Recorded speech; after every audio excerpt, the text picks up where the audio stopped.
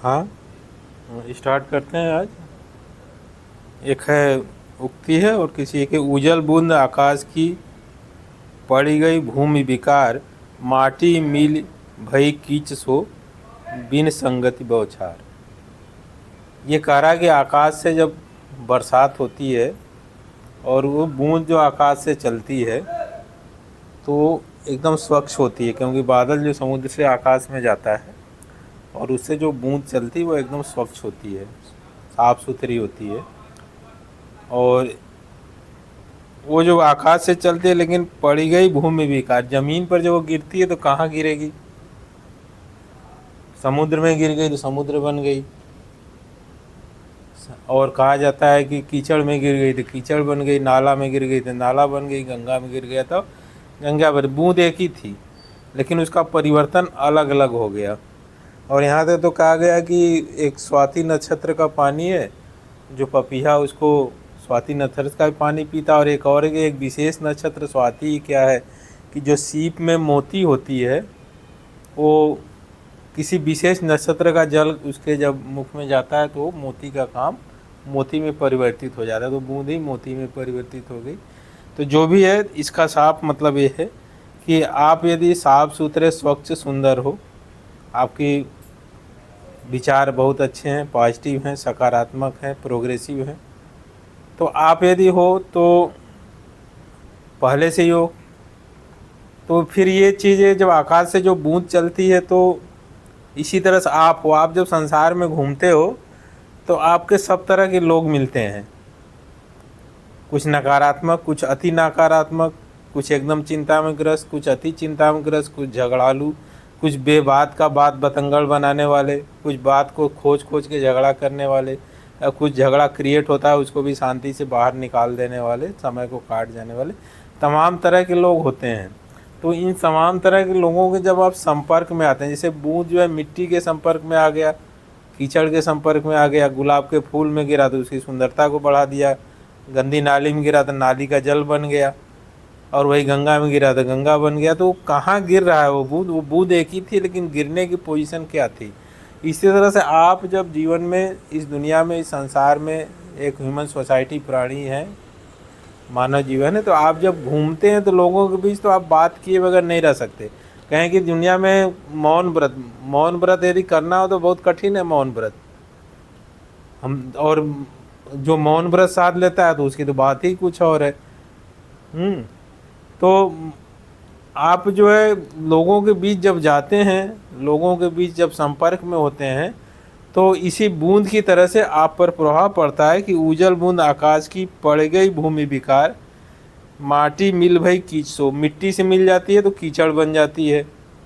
और बिन संगत बौछार, बौछार तो हुई लेकिन संगत अच्छा नहीं रहा तो वो उस तरह के चीज़ में परिवर्तित हो गई। गंदे के संगत में गई तो गंदा हो गया, अच्छे के संगत में गई तो अच्छा हो गया। गंगा में गिर गई तो और पवित्र हो गई, नाली में गिर गई तो गंदी नाली का पानी बन गया।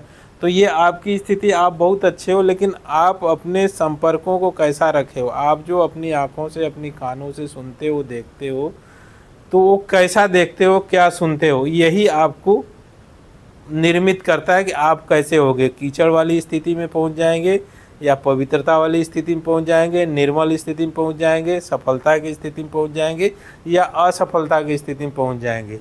तो इसी को देखते हुए करके सामान्य ज्ञान जो स्कूल कॉलेज में पढ़ाया जाता है, आज स्कूल कॉलेज में जो पढ़ाया जाता है वो एक सामान्य ज्ञान दिया जाता है कि जिससे कि आप चीज़ों को एनालिसिस कर सकें, चीज़ों को पकड़ सकें और चीज़ों पर विचार कर सकें। और इसीलिए स्कूल ज्ञान से प्राप्त होने के बाद यदि आपने कोई विशेष ज्ञान नहीं प्राप्त किया है तो आप बेरोजगार रहते हैं। और इसीलिए पूरे वर्ल्ड में और पूरे हिंदुस्तान में बेरोजगारों की एक बहुत बड़ी फौज है। सबको नौकरी चाहिए, बेरोजगारों की बहुत बड़ी फौज है। पढ़े लिखे लोग हैं, मेहनत कर रहे हैं उसकी। और हमारी जो कॉम्पिटिटिव एग्ज़ाम है वो क्या, वो आपके सामान्य ज्ञान की ही टेस्ट करते हैं। कोई पूछ दिया अकबर का फादर कौन था तो कोई बाबर का पिता कौन था, ये कब लड़ाई हुई थी तो ये कब युद्ध हुआ था, वही चीज़ साबित चीज़ों को, रटी रटाई चीज़ों को पूछी जाती है। भारत कब आज़ाद हुआ तो राष्ट्रपिता किसको कहते हैं, माने सब रटी हुई सामान्य ज्ञान की चीज़ें हैं जिसको अपने दिमाग में भर देते हैं और वहाँ एग्ज़ाम में जाकर दे देते हैं। तो इस तरह से स्कूल कॉलेज से मिला हुआ ये आपका एक ज्ञान होता है, वो एक सामान्य ज्ञान है। और आम जीवन में सामान्य ज्ञान की कोई कीमत नहीं है। सामान्य ज्ञान से आम जीवन में कोई पैसे आप नहीं कमा सकते। यदि ऐसा होता तो इतनी बड़ी पढ़े लिखे बेरोजगारों की फौज दर दर ठोकरें न खाती, इतना अपना युवा अवस्था इस तरह से ना उस चीज़ में खपाती, और इसके बाद भी सफलता असफलता का पैमाना देख रहे हैं कि 100 अनार एक बीमार।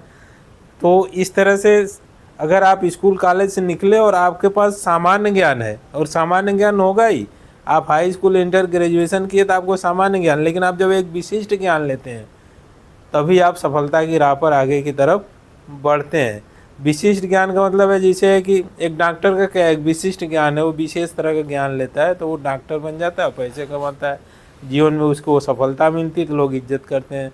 इसी तरह जो पढ़ा लिखा वकील है, जो लर्नेड है, केवल वो नहीं कि स्कूल गया और 4 छठे प्रश्न उत्तर तैयार कर दिया, श्योर शार्ट वाली कुंजी ले लिया, प्रश्न उत्तर 2-4 तैयार कर लिया तो उसको जान नॉलेज में वृद्धि नहीं हुई, डिग्री तो मिल गया, नॉलेज में वृद्धि नहीं हुई तो किसी भी केस को अच्छे से एनालिसिस कर पाता है ना, अच्छे से लड़ पाता है।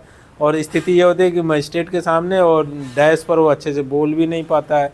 तो ऐसी स्थिति में वकालत भी एक विशिष्ट ज्ञान, ला का डिग्री भी एक विशेष ज्ञान है, लेकिन ला यदि वो अच्छे से किया हुआ हो तब। आपको ये पता है कि हिंदुस्तान के जो अंग्रेज़ों के खिलाफ आज़ादी की लड़ाई थी उसमें से ज़्यादातर लोग ला ग्रेजुएट थे। जवाहरलाल नेहरू ला किए हुए थे, जिनको आप राष्ट्रपिता कहते हैं, मोहनदास करमचंद गांधी, वो एक वकील थे, फॉरेन से ला की डिग्री किए हुए थे। और तमाम नामों को आप देखेंगे तो वो विदेश से ही पढ़े हुए थे, ला की डिग्री को किए हुए थे। तो इस तरह से जब ला को डिग्री किया, उन्होंने एक विशेष ज्ञान अर्जित किया, तब वो अंग्रेज़ों की चाल को समझ पाए कि अंग्रेज़ जो है देखने में तो इनका शासन तंत्र बहुत कड़ा लग रहा है, लेकिन वास्तव में कहीं न कहीं ये देश को अंदर से खोखला कर रहे हैं और लूटा जा रहा है। तो इस तरह से उनके अंदर ये जो है चेंजिंग हुआ।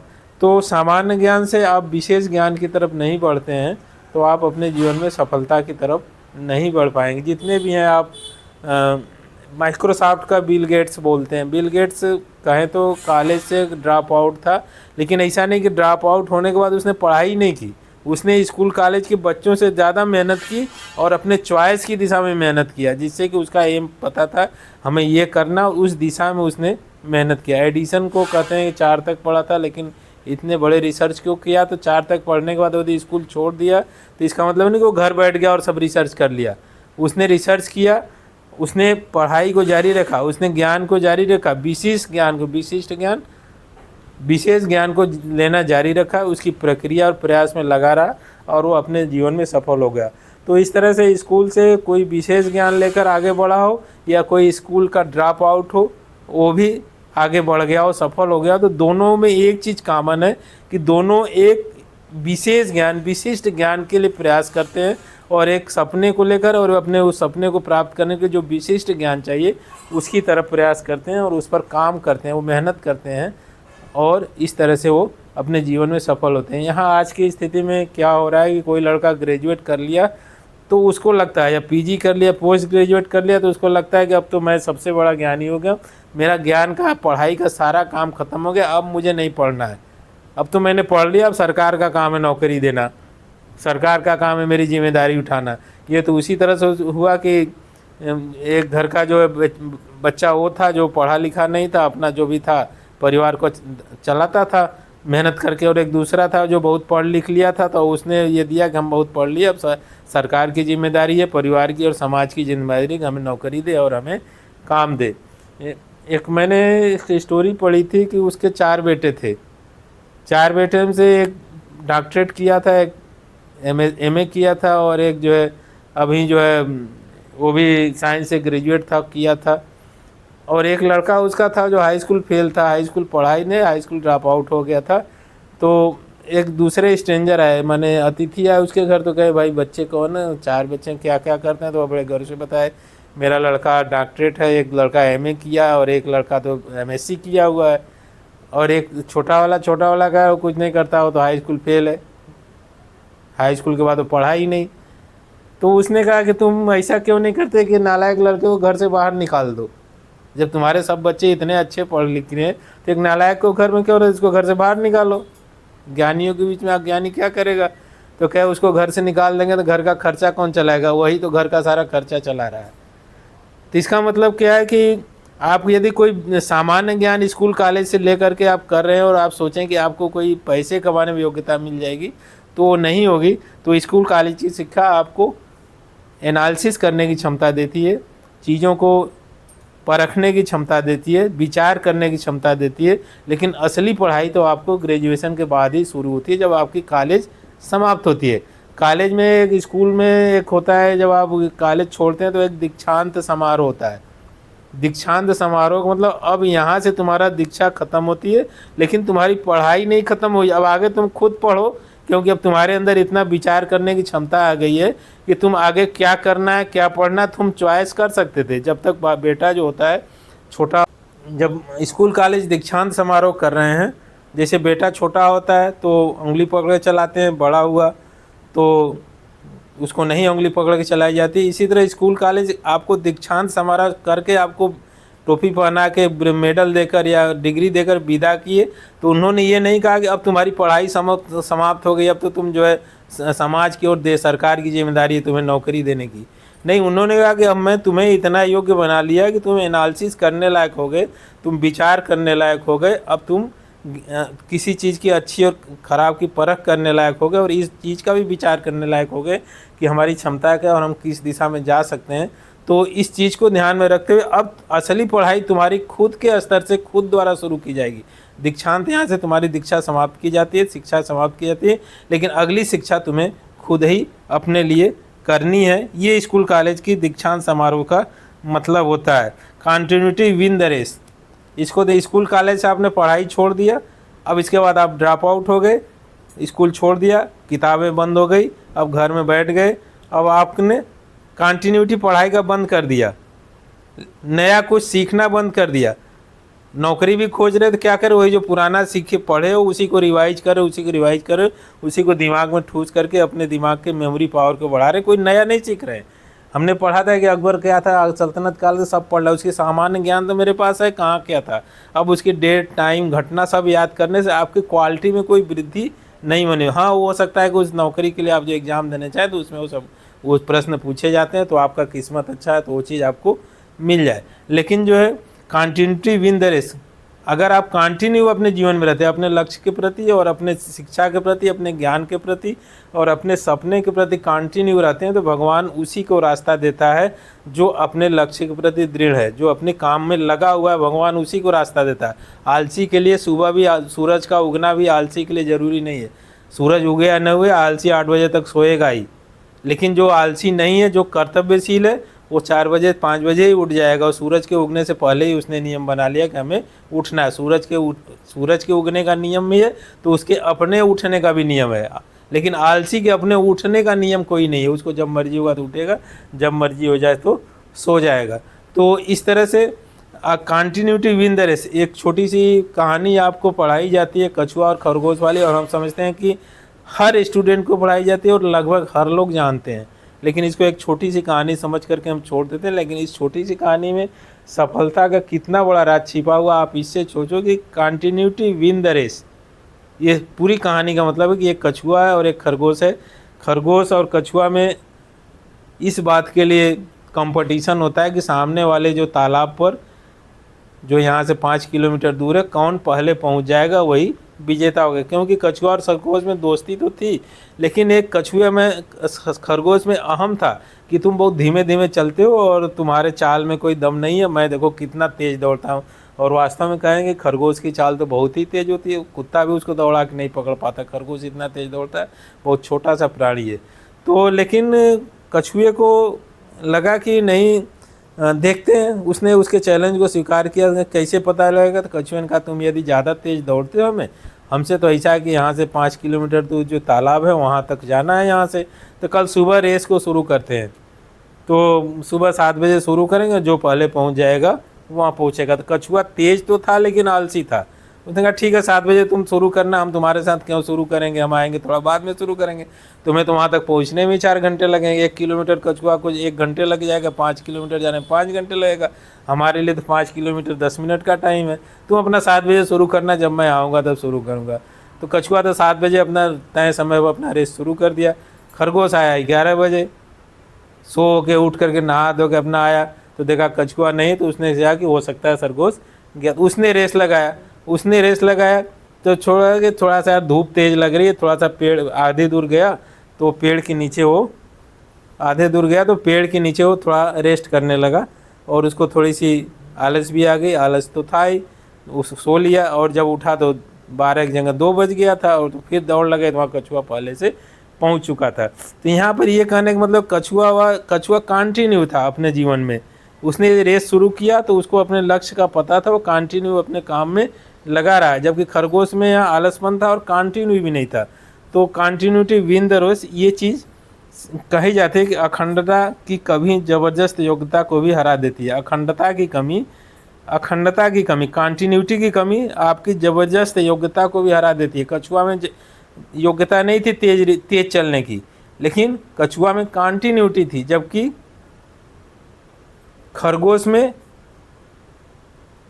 ज़बरदस्त ताकत थी दौड़ लगाने की, तेज़ दौड़ने की ताकत थी, लेकिन खरगोश में कंटिन्यूटी नहीं थी, खरगोश में लेजीपन था। तो कंटिन्यूटी विन द रेस। अगर कछुआ खरगोश की कहानी इसीलिए सिखाई गई कि अपने जीवन में यदि सफल होना है तो आपको कंटिन्यू अपने वर्क पर लगे रहना है, आपको अब शिक्षा कभी भी समाप्त नहीं होगी। तो व्यक्तिगत प्रयास आपका ये देना चाहिए कि मुझे बहुत कुछ सीखना था, मैं आज भी सीख रहा हूँ। एक डॉक्टर के यहाँ गया था, तो एक हमने किताब पढ़ी, तो डॉक्टर के यहाँ उसके बहुत खास तो जानने वाले गए थे, तो उनकी बेटी डॉक्टर और स्ट्रेंजर माने वो बैठे हुए थे मेहमान। तो कुछ देर बैठने के बाद डॉक्टर कहे कि आप बात करिए, मैं कुछ जा रहा हूँ। तो वो गए, तो फिर वो देखा कि डॉक्टर साहब अपने केबिन में जाके कुछ पुस्तकें पढ़ रहे हैं, जबकि वो गेस्ट आया हुआ था, उसको थोड़ा टाइम दिए। तो उसने पूछा डॉक्टर साहब आप तो बहुत पुराने डॉक्टर हैं, आपको पढ़ने की क्या ज़रूरत है। काम जब मैं पढ़ा था तो उस समय का ज्ञान था, तब से साइंस रोज़ अपडेट कर रहा है, चीज़ें रोज़ बदल रही हैं। अगर मैं आज की चीज़ों को नहीं पढ़ूंगा तो आज के पेशेंट को मैं नहीं देख पाऊँ। कल मुझे जिस पेशेंट को देखना है, जो उसके सिम्टम है, उसमें आज की साइंस क्या करी, ये मेरा जानना ज़रूरी है। इसलिए मुझे अप टू डेट रोज़ होना पड़ता था। एक वृद्ध डॉक्टर, एक पुराना डॉक्टर जो 20 साल पहले ग्रेजुएशन किया था, उसको आज भी कंटिन्यू पढ़ना होता है। और जब आप किसी वकील के चैम्बर में जाएंगे तो वकीलों के चैम्बर में देखेंगे बुक्स रहती है, सजावट के लिए नहीं होती है। एक वकील अप टू डेट कंटिन्यू होता है, कौन से कानून आ रहे हैं, कौन से डिसीजन आ रहे हैं, किस डिसीजन में किस वकील ने किस तरह से तर्क किया जिससे वो सफल हुआ। तो अपने प्रोफेशन में वह वकील सफल है, अपने प्रोफेशन में वह डॉक्टर सफल है, जो लगातार सीखने का काम करता है। तो इस तरह से आपको भी क्या है, कंटिन्यूटी, मुझे बहुत कुछ सीखना और मैं आज भी सीख रहा हूँ। इस मोटो को कायम रखना है कि हम किसी भी जीवन के किसी भी फेज में चले जाएंगे, सीखने वाला काम नहीं छोड़ेंगे, कंटिन्यू हम सीखने का काम करते रहेंगे। और भगवान या परमात्मा या उस प्रकृति या वो सुपर पावर उसी की मदद करता है जो कंटिन्यू रहता है। खरगोश कंटिन्यू था, खरगोश कंटिन्यू नहीं था, और कछुआ कंटिन्यू था। तो कछुआ को जो रेस में ज़्यादा तेज भी नहीं था, उसके बाद भी वो कछुआ अपने मिशन में अपने लक्ष्य पर ज़्यादा सफल हुआ। और खरगोश में तेज़ी तो थी लेकिन कंटिन्यूटी नहीं थी, लेजीपन थी। इसके बाद वो खरगोश भी वो रेस को विन नहीं कर सका। तो इस तरह से ज़िंदगी क्या है, ज़िंदगी को यदि एक तरह से परिभाषित किया जाए तो ज़िंदगी आप जीते नहीं हो, ज़िंदगी आपको जीती है। आपकी ज़िंदगी अपने आप बीतती रहती है। आपका टाइम सुबह से शाम रोज़ एक एक दिन कम होते जाता है। तो क्या आप अपने टाइम को, एक दिन को आज नहीं जिएंगे और कल के लिए बचा के रखेंगे, ऐसा संभव नहीं है। ज़िंदगी जीने का तो ज़िंदगी आप जीते हो, लेकिन ज़िंदगी वही सफल रूप से जीता है जो कि लोगों से प्रेम करने, उनकी सेवा करने, उनको सशक्त बनाने और प्रोत्साहित करने में काम आता है। अगर आप किसी को सशक्त बनाते हैं, किसी को प्रोत्साहित करते हैं, आपका जीवन सार्थक होगा। क्योंकि आपने सशक्त बनाने के लिए आपको खुद मेहनत करना पड़ेगा। आप किसी आदमी से जब कन्वर्सेशन करेंगे और निगेटिव है, निराश है, हताश है, तो जब आप उससे बात करेंगे तो दो कंडीशन हो सकती है, या तो वो आप पर हावी हो जाएगा या आप उस पर हावी होंगे। अगर वो आप पर हावी हो जाएगा तो उसकी निगेटिविटी, उसकी चिंता, उसकी तनाव आपके मन मस्तिष्क में बैठ जाएगा और आप खुद ही उसके चिंता तनाव से ग्रसित हो जाएंगे। और एक चीज़ है कि आप खुद उस पर हावी होने का मतलब है कि उसको, आपकी बातों को और आपकी पॉजिटिविटी को उसके ऊपर लागू हुआ। वो आपकी बातों को सुना, आपकी पॉजिटिविटी को सुना, आपके वो अच्छे शब्दों को सुना, आपके उत्साह को सुना, तो उसके जीवन में भी एक उत्साह आ गया। तो ज़िंदगी जीने के लिए क्या है कि उस सामने वाले को सशक्त बनाना और उसको प्रोत्साहित करना जीवन के प्रति। ये यदि आप कर रहे हैं तो आप खुद अपनी मदद कर रहे हैं। ऐसा जब करेंगे तो आप खुद अपनी मदद कर रहे हैं, उसको प्रोत्साहित करने के चक्कर में आप खुद प्रोत्साहित कर रहे हैं। और इसके बाद लोगों से प्रेम करना। अगर आप लोगों से प्रेम नहीं करेंगे तो आपके अंदर प्रेम का उदय नहीं होगा। प्रेम न हाट बिकाए, प्रेम जो कबीरदास जी कहते हैं कि प्रेम न हाट बिकाए, एक बहुत अच्छा दोहा है। प्रेम कोई बाजार में नहीं बिकता कि जाए और ख़रीद लाए। लोगों से प्रेम करने पर ही आपके अंदर प्रेम का उदय हो सकता है। इसके बाद उनकी सेवा करना। अगर कोई कमज़ोर है, आपके सक्षम है, आप उसकी किसी भी तरह सेवा करने का मतलब नहीं कि जाके उसकी मलहम पट्टी कर दी। सेवा करने का सबसे बड़ा मतलब है कि अगर वो निराशा हताशा के गर्त में डूबा हुआ है तो आपकी बातों से उसके जीवन में परिवर्तन हुआ तो आपने भी उसकी सेवा कर दी। अगर वो रोटी के लिए परेशान और आपके पास रोटी ज़्यादा, आपने उसको दे दिया तो आपने उसकी वहाँ सेवा कर दी। अगर उसके लिए रास्ता नहीं और आपने उसको रास्ता बता दिया तो आपने भी उसकी सेवा कर दी। इस तरह से आपको ज़िंदगी जीने के लिए लोगों से प्रेम करना, उनकी सेवा करना, उनको सशक्त बनाना, उनको प्रोत्साहित करने का यदि आप काम करते हैं तो दूसरों के लिए आप ये काम ज़रूर करते हैं। लेकिन याद रखना, ये काम दूसरे पर हो चाहे ना हो, लेकिन आप पर पहले होता है। आप दूसरे को प्रोत्साहित करते हैं, आप खुद प्रोत्साहित होते हैं। दूसरे की निगेटिविटी को दूर करने का प्रयास करते हैं, आप खुद निगेटिविटी अपनी दूर कर लेते हैं। दूसरे को जीवन में थोड़ा सा उत्साहित करते हैं, आप खुद उत्साहित होते हैं। तो ये चीज़ें को करने के लिए आपको ये चीज़ जो कहा गया है कि आप मुझे बहुत कुछ सीखना और आज भी सीख रहा हूँ, इस बात को ध्यान रखना है।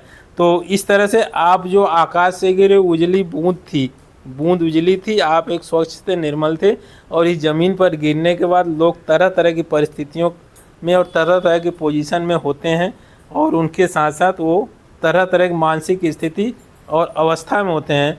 तो ऐसी स्थिति में यदि आप जो है लोगों से प्रेम करते हैं, उनकी सेवा करते हैं, उनको सशक्त बनाने प्रोत्साहित करने में आप उनकी मदद करते हैं, तो आप एक उज्जवल बूंद की तरह से आकाश में से गिरे हैं। लेकिन आप जिस तरह से उज्जवल थे उसी तरह से उज्जवल आप बने रहते हैं। अगर लेकिन आप उनके साथ बह जाते हैं और उनकी बात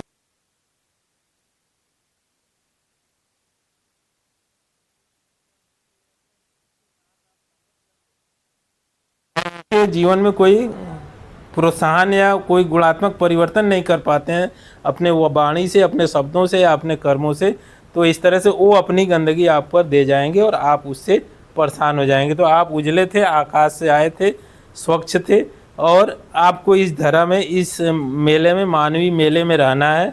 और मानवीय मेले में जब आपको रहना है तो लोगों से संपर्क करना ही पड़ेगा। तो संपर्क करने का एक तरीका यही है कि मुझे बहुत कुछ सीखना है और मैं आज भी सीख रहा हूँ। और लोगों से प्रेम करना, उनकी सेवा करना, उनके सशक्त बनाना, उनको प्रोत्साहित करना, ये मेरा धर्म है। और इस बात को मैं याद रखूँ कि मैं उज्जवल बूंद के समान था और उज्जवल बूंद के ही समान रहूँगा और जाते समय में उसी उज्जवल बूंद की तरह से ही रहूँगा और उसकी तरह से नहीं कि जो बूंद आई और कीचड़ में जाकर कीचड़ बन गई, नदी में गंगा में जाके गंगा बन गई और धूल में जाके धूल बन गई। तो इस तरह से तो उजली बूंद आकाश की, पड़ गई भूमि विकार, माटी मिली भई कीच सो, बिन संगति बौछार। तो हम जो उज्जवल बूंद थे और उसी तरह से उज्जवल ही साफ सुथरे रहेंगे। तो उसको कहें कि जस की तस रख दीनी चदरिया, कबीरदास ने कहा कि जैसा चादर था वैसा ही रख दिया। तो कबीरदास रख सकते हैं तो उनके गुणों को देखिए कि वो हिंदू और मुसलमान के बीच रहे, लेकिन उनके ज़िंदगी भर उनको डांटते रहे, फटकारते रहे, उनके झगड़ों को सुलझाते रहे, लेकिन किसी के पक्ष में नहीं हुए। तो जस की तस रख दीनी चदरिया, झीनी झीनी बीनी रे चदरिया। तो उसके बाद लास्ट में उसके लिए जस की तस रख दीनी रे चदरिया। तो जस की तस जैसा था वैसे ही रखा। तो जिस उज्जवल रूप से आकाश से आप आए थे, उस सत्ता से आए थे, उसी उज्जवल रूप में आप वापस तब जाएंगे जब आपको सीखने की प्रक्रिया पर आप कंटिन्यू रहेंगे और इस काम को करेंगे, लोगों से प्रेम करेंगे, उनकी सेवा करेंगे, उनको सशक्त बनाएं, उनको प्रोत्साहित करने का यदि काम करते हैं आप, तो ये काम उनके लिए नहीं करते हैं बल्कि ये काम अपने लिए, अपनी उज्ज्वलता के लिए आप करते हैं। प्रेम से बोलो सद्गुरुदेव भगवान की।